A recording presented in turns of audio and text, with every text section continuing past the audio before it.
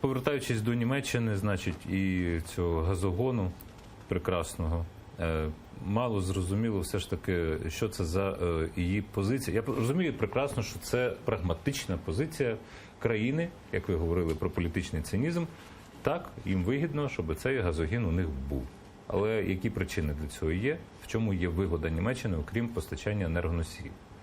Та, власне, більше вигоди немає. Я думаю, що зараз Німеччина в цьому плані, я думаю, десятки разів передумує, чи все-таки варто його доводити до кінця.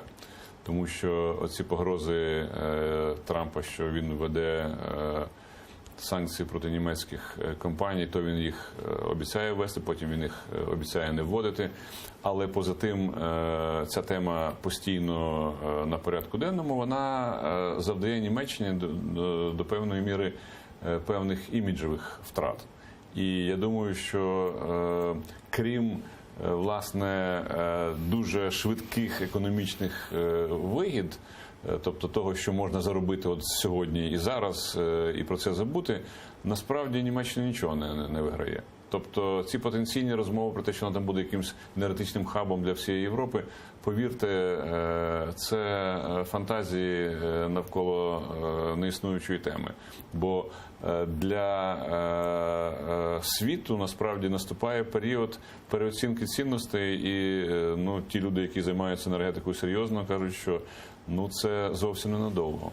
Це ще максимум 10-15 років, коли це буде мати сенс. Після цього нові... на увазі газ? Газ і нафту, да.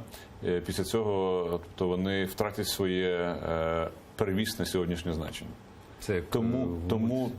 у цій казці про золоту антилопу, так? Коли золото перетворилося на просто на уламки битий глечик. Тому, ви знаєте, мені здається, що насправді йдеться про конкретні інтереси оцих крупних європейських компаній, які зараз хочуть заробити кілька мільярдів євро на будівництві цього проєкту. І потім на цьому поставити крапку. От я, чесно кажучи, не переконаний, що насправді економічний зиск від реалізації цього проєкту буде таким, щоб він давав переваги тій самій Німеччині.